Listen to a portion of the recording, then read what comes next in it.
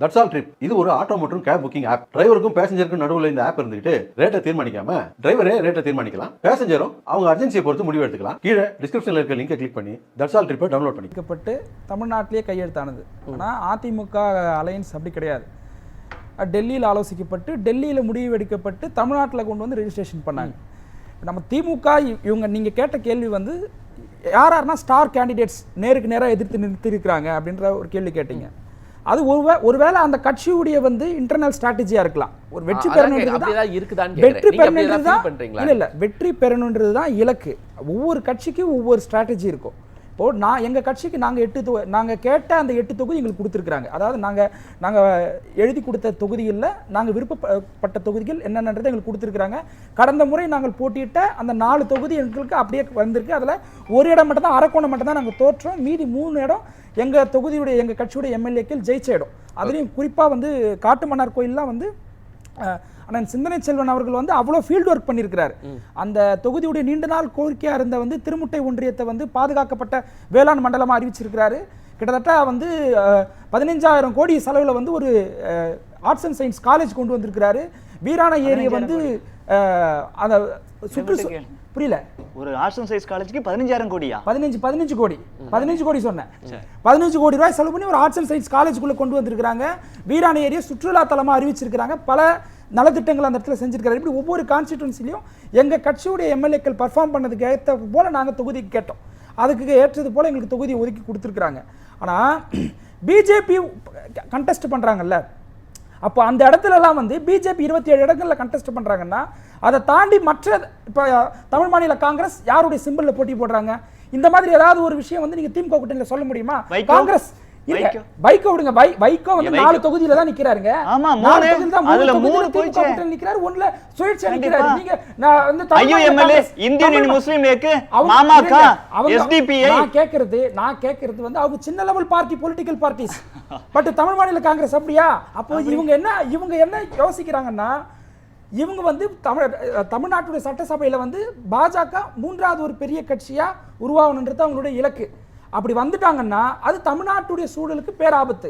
நீங்க யோசிச்சு பாருங்க, நீட்டுக்கு வந்து இவங்களுடைய 4 பிஜேபி ஒரு மக்களவை உறுப்பினர் வைத்திருக்கக்கூடிய மதிமுக விட எந்த மக்களவை உறுப்பினரும் இல்லாத தமாக வலிமையான கட்சியா? அது கூட்டணியில கொடுத்ததுங்க. அது கூட்டணியில இவங்க அது துரை வைக்கோ ஜெயிச்சார்ல அவங்களையே இல்லங்க. நான் அத சொல்லல. இருங்க, என்னோட டைம் நான் முடிக்கிறேன். இவங்க என்ன சொல்றாங்கன்னா, இப்போ எங்க திமுக கூட்டணியில் இருக்க கூடுங்க யாராச்சும் ஒருத்தர் எங்களுக்கு வந்து நாங்கள் காங்கிரஸோட நாங்கள் பேசிக்கிறோம், காங்கிரஸோட தான் எங்களுக்கு கூட்டணி அப்படி யாராவது சொல்றாங்களா? ஆனால் டிடிவி தினகரன் வந்து நாங்கள் என்டிஓட தான் நாங்கள் கூட்டணியில் இருக்கிறோன்றாரு. அப்போ அந்த கூட்டணிக்குள்ளவே வந்து ஒரு முடிவெடுக்கக்கூடிய ஒரு டிசிஷன் மேக்கிங்ல 2 பேர் இருக்கிறாங்கன்ற நீங்க நல்லா யோசிச்சு பாருங்க. அங்க இவர் வந்து எடப்பாடி வந்து இங்க டிசிஷன் மேக்கிங்ல ராகுல் காந்தி இல்லையா? இங்க ராகுல் காந்தி வந்து இங்க பெரிய அப்பராண்டி காங்கிரஸால இங்க உள்ள எடுக்க முடியாது. திமுக கூட்டணி, திமுக தான் அதுக்கு தலைமை தாங்குது. ஆனா அங்க அப்படி கிடையாதுன்னு சொல்றேன். இப்போ இவங்க என்ன சொல்றாங்க, நாங்க கூட்டணி ஆட்சி இல்லன்றாங்க. அவங்க என்ன சொல்றாங்க, டபுள் இன்ஜின் சர்க்கார்ன்றாங்க. நயினார் நாகேந்திரன் என்ன சொல்றாரு, பாஜகவுடைய எம்எல்ஏக்கள் அமைச்சரவையில் பங்கேற்பாங்கன்றாங்க. கொஞ்ச நாட்களுக்கு முன்பு தமிழிசை சவுந்தரராஜன் என்ன சொல்றாங்க, இலை மலர்கிறதோ இல்லையோ தாமரை வந்து இலை துளிர்க்கிறதோ இல்லையோ தாமரை மலர்ந்தே தீரும்னாங்க. அப்போ அவங்க என்ன பண்றாங்கன்னா, கூட்டணிக்குள்ளேயே இருந்துகிட்டு அவங்களுக்கான ஒரு ஸ்பேஸை கிரியேட் பண்றதுக்கு ட்ரை பண்ணிட்டு இருக்காங்க. அதை ஓரளவுக்கு எடப்பாடி புத்திசாலித்தனமா ஹேண்டில் பண்ணறான்னு கேட்டா ஆமா ஹேண்டில் பண்ணியிருக்கிறார். எல்லா தொகுதியிலுமே அமைச்சர்கள் போட்டியிடக்கூடிய தொகுதிகள் எல்லாம் பிஜேபிக்கு அலாட் பண்ணியிருக்கிறாங்க. நீங்க ஆவடியே எடுத்துங்களேன், அண்ணன் சாமு நாசர் அவர்களை எதிர்த்து அப்துல் ரஹீம் ஒரு நல்ல வெயிட் கேண்டிடேட். பட் ஆனால் அந்த இடத்துல வந்து பிஜேபி கொடுத்துருக்காங்க. ஸோ அந்த இடத்த வந்து கையாண்ட விதத்தில் வந்து எடப்பாடியை நம்ம பாராட்டலாம். ஆனால் பிஜேபி வந்து இன்னும் பெரிய பஞ்சாயத்துலாம் இருக்கு. ஒருவேளை இவங்க ஆட்சி அமைச்சா அவங்க என்ன சொல்றாங்க, என்டிஏ கூட்டணி ஆட்சின்னு தான் சொல்றாங்க. இப்போ வரைக்கும் அவங்க அப்படித்தான் சொல்லிட்டு இருக்காங்க. கேண்டிடேட்ல கேட்குறேன் சார். இப்போ கேண்டிடேட்ல இந்த மாதிரி அதிமுகவும் திமுகவும் என்ன மாதிரி இந்த மாதிரி நீங்க இந்த தொகுதிகளில் இந்த மாதிரி கேம் பண்ணியிருக்காங்க அப்படின்னு ஒரு அரசியல் புரிதல் இருக்கும்ல உங்களுக்கு? அப்படி இதெல்லாம் செஞ்சிருக்காங்க? இல்ல, நான் அதுக்குள்ள போக விரும்பல. அதுதான் முக்கியம். இந்த விவாதத்துக்குள்ள எனக்கு அந்த டீடைல் தான் வேணும். இல்ல, அது நான் அதான் ஆரம்பத்திலே சொல்லணும். அது அந்த கட்சியோட ஸ்ட்ராட்டஜிங்க. இப்போ திமுக இன்டர்னல் ஸ்ட்ராட்டஜி 2 கட்சியுமே என்ன பண்றாங்க, ஏதோ பண்றாங்க. இப்போ அப்படி இருக்கிறதுல என்ன தப்புன்றேன் நானு? அது அப்படி இருக்குதா? இல்ல, அது எனக்கு சொல்ல முடியாது. நான் பெர்செப்ஷன்ல சொல்ல முடியாது. பெர்செப்ஷன்ல நான் பெர்செப்ஷன்ல சொல்ல முடியாது. வேண்டாம். அந்த 2 லிஸ்ட் உங்களுக்கு தெரியும். 2 லிஸ்டையும் பார்த்திருப்பீங்கல்ல மோசஸ். உங்களுக்கு ஒரு விசிகாவுடைய ஒரு முக்கிய பிரமுகர், நீங்க எல்லா விவாதங்கள்லையும் பங்கெடுக்கிறீங்க, ரொம்ப நுட்பமா பார்வையிடக்கூடிய அனுபவசாலிங்க. நீங்க பாருங்க, மூத்த அமைச்சர்கள், மூத்த நிர்வாகிகள், இந்த பக்கம் மூத்த அமைச்சர்கள், மூத்த நிர்வாகி, யாரெல்லாம் ஃபைட் பண்றாங்க, நீங்க ஒரு இதுவரைக்கும் ஒரு லிஸ்ட் எடுத்திருப்பீங்கல்ல, ஓப்பனா ஒரு ஸ்டேட்மெண்ட் கொடுங்க. இல்ல நான் வந்து அந்த 234 தொகுதியிலையும் இந்த அமைச்சர்களை எதிர்த்து ஒரு 30 அமைச்சர் தானே, இங்க ஒரு 30 அமைச்சர், இங்க ஒரு 30 அமைச்சர். இல்ல அந்த ஸ்ட்ராட்டஜிக்குள்ள நான் போக விரும்பல. ஏன் போகல? நான் போக விரும்பல. அது கட்சி, அந்த கட்சி முடிவு பண்ற ஒரு விஷயம். அந்த ரெண்டு கட்சி ஏதோ பண்றாங்களான்னு கேக்குறேன் உங்கள்ட்ட. இல்ல அப்படி அது நம்ம அந்த மாதிரி நம்ம பிரிசம்ப்ஷன்ல ஒரு அலிகேஷன் வைக்க முடியாதுன்னு நான் சொல்றேன். இப்போ அலிகேஷன் இல்ல, ஒரு பார்வை மட்டும், நான் குற்றமே சொல்லல. நீங்க மோசஸ் ஏதோ குற்றம் சொல்றீங்கன்னு நினைக்கிறீங்க. என்ன சொல்ல வரீங்கன்னா, திமுக அதிமுக அவங்களுக்குள்ள ஒரு இன்டர்னல் வந்து ஒரு டிஸ்கஷன் பிளானிங் இருக்கு, அதனால இவங்களுக்கு வந்து வெயிட் கேண்டிடேட் இவங்க ஒருவர் போட்டுக்கல அப்படின்னு நீங்க அதை வந்து ப்ரொஜெக்ட் பண்ண விரும்புறீங்க. நான் வந்து நீங்க இருக்கா இல்லையான்னு சொல்லுங்க. நீங்க அவங்க செய்யறாங்க இல்ல, நீங்க இருக்குதா இல்லையான்னு மட்டும் சொல்லுங்க. இல்ல நான் வந்து அந்த மாதிரி பெரிய ஸ்டார் கேண்டிடேட், இந்த அமைச்சரை எதிர்த்து இவர் போட்டி போடுறாரு, இந்த அதிமுகல இந்த முன்னாள் அமைச்சர் இவர் அப்படின்ற மாதிரியான கேண்டிடேட் அந்த லிஸ்ட் வரதுக்கு நான் பார்க்கல. மோசஸ் அதெல்லாம் பார்க்க மாட்டீங்க. இல்ல நான் வந்து இப்போ இந்த விவாதத்துக்கு வர வரைக்கும் நான் வந்து இந்த ஸ்டார் கேண்டிடேட் இப்பதான் அறிவிச்சிருக்காங்க திமுக.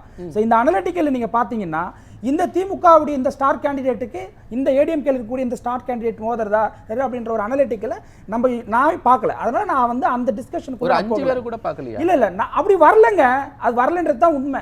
தங்கந்தனர்ஸுக்கு எதிராக யார் நிக்கிறாங்க? டிஆர்பி ராஜாக்கு எதிராக யார் நிக்கிறாங்க? நான் என்ன சொல்றேன்னா, பிடிஆர் பழனிவேல் தியாகராஜனுக்கு எதிராக யார் நிக்கிறாங்க? அதிமுகவும் திமுகவும் நேரடியா டஃப் கேண்டிடேட் கொடுக்க கூடிய அளவுக்கு மோதலன்னா கூட அதுக்கு என்ன, அதுல என்ன தப்பு இருக்குன்னு சொல்றேன் நான். இப்போ எங்களுக்கு திண்டிவனத்தை ஒதுக்கி இருக்காங்க. திண்டிவனன்றது வந்து ஸ்ட்ரைக் ரேட்ல அதிமுக தொடர்ந்து 3 முறை ஜெயிச்ச ஒரு இடம். இப்போ நாங்க வந்து அதை டஃப்பான ஒரு ஆளை தானே நாங்க ஃபேஸ் பண்றோம். அரக்கோணம் ரவி எடுத்துக்கங்க, கடந்த தேர்தலையும் அவர் வெற்றி பெற்றவர் தான். அப்போ எங்களுக்கு வந்து கொடுத்திருக்கிற தொகுதியிலையும் இலகுவா நாங்க வெற்றி பெறக்கூடிய அளவுக்கான தொகுதியெல்லாம் கொடுக்கல. சில டஃப் கேண்டிடேட் இருக்காங்க. இப்போ உதயசூரியன் அரக்கோணம் ரவி எதிர்த்து நின்னாலோ திண்டிவனத்துல எதிர்த்து நின்னாலோ அதற்கு பலம் குறைஞ்சிரும் அப்படின்னு கூட்டணி கட்சிகளுக்கு ஒதுக்கிட்டாங்களா திமுக? நான் கூட்டணி கட்சியில நாங்க அதை வெற்றி பெறுவோம், அது வேற விஷயம். எங்களுக்கு வேற ஃபார்முலா ஒர்க் அவுட் ஆகும். இந்த பெரிய குளத்துல வந்து இருங்க, பெரிய என்ன ஃபார்முலா ஒர்க் அதான் சொல்றேன், நான் சொல்றேன் பாருங்க. அரக்கோணம் ரவியை வீழ்த்துறதுக்கு என்ன ஃபார்முலா ஒர்க் அவுட் ஆகும்? இல்ல அரக்கோணம் கடந்த தேர்தலில் வந்து பெரிய வாக்கு டிஃபரன்ஸ்லாம் ஒன்றும் கிடையாது. அண்ணன் கௌதம சன்னா அவர்களுக்கும் அரக்கோணம் ரவி அவர்களுக்கும் பெரிய ஓட் டிஃபரன்சஸ்லாம் ஒன்றும் கிடையாது. இப்போ எங்களுக்கு கூடுதலாக ஒதுக்கி இருக்கக்கூடிய பெரிய குளம் தொகுதி எடுத்துங்களேன் நீங்க, அது தனி தொகுதி. நீங்க கேட்ட தொகுதியில இதெல்லாம் கொடுக்கல திமுக? இல்ல நாங்க கேட்ட தொகுதியில நாங்க ரெஃபர் பண்ணி எழுதி கொடுத்த தொகுதியில 8 தொகுதிகளுக்கு வந்துருச்சு. இல்ல எதெல்லாம் கொடுக்கல? நீங்க விரும்பி கேட்டதுல எதெல்லாம் கொடுக்கல? இல்ல நாங்க சென்னையில வந்து ஒரு தொகுதி கேட்டிருந்தோம். சென்னை மாவட்டத்துக்குள்ள ஏதாவது ஒரு தொகுதி நாங்க ஸ்பெசிஃபிக்கா இந்த தொகுதின்னு நாங்க வந்து பின் பாயிண்டா கேட்கல. சென்னை மாவட்டத்தில் எங்களுக்கு ஒரு தொகுதி வேணும்னு கேட்டிருந்தோம், அது எங்களுக்கு கிடைக்கல. ஆனால் வந்து அரக்கோணம் தான் கடந்த முறை கொடுத்த அரக்கோணம் தொகுதி தான் எங்களுக்கு கொடுத்துருக்காங்க. மற்றபடி வந்து ஆல்ரெடி நாங்க வந்து தொடர்ந்து திமுக தோல்வி அடையக்கூடிய ஒரு தொகுதியை விசிகாட்ட கொடுத்துட்டாங்க. இல்ல அப்படி கிடையாது, நீங்க சொல்ல முடியாது. இப்போ திமுக வந்து ஜெயிச்ச தொகுதி தான் வந்து பெரியகுளம். அவர் கே சரவணன் என்ற டிஎம்கே சிட்டிங் எம்எல்ஏ அவரு. அப்ப அதை எங்களுக்கு கொடுத்துருக்காங்களா இல்லையா? இப்ப அந்த இடத்துல ஓபிஎஸ் உள்ள வந்தது எங்களுக்கு ஒர்க் ஆகும்னு சொல்றோம் நாங்க. அப்போ இந்த டைமென்ஷன்ல நாங்க விசிக்க நாங்க ரெஃபர் பண்ணி கொடுத்தது தான் இதெல்லாம். நாங்க வந்து ரெஃபர் பண்ணி கொடுக்காத ஒரு தொகுதியை எங்க தலையில கட்டிட்டாங்க அப்படிலாம் இல்ல. எங்க தலைவரை நாங்க வந்து கண்டறிஞ்ச தொகுதியில் நாங்க 14 தொகுதி கிட்ட கொடுத்திருந்தோம். அதுல எங்களுக்கு சென்னையில ஒரு தொகுதி கிடைக்காதது வருத்தம் தான்.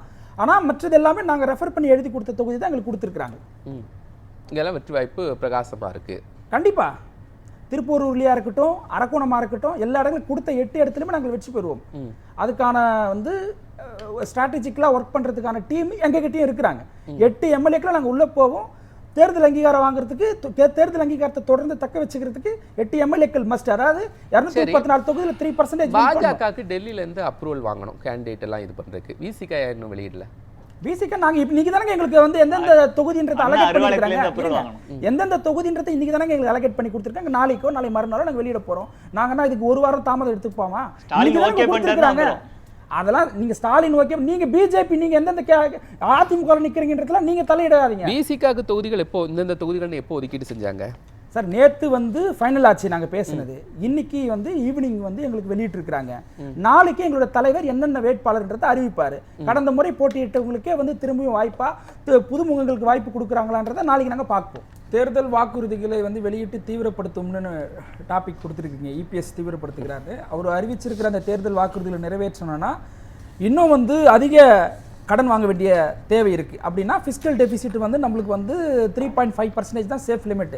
அதில் ஏதாவது சேஞ்சஸை வந்து ஏற்படுத்தி கொடுங்க, எஃப்ஆர்எம்பி ஆக்ட்ல வந்து எங்களுக்கு ஏதாவது ரிலாக்ஸேஷன் பண்ணி கொடுங்கன்னு இவங்க மோடி கிட்ட கேட்பாங்களான்னு நம்மளுக்கு தெரியாது. ரெண்டாவது இவங்க வந்து மோடி 41% தான் வந்து மாநில பகிர்வுக்கு நிதி கொடுக்குறாங்க.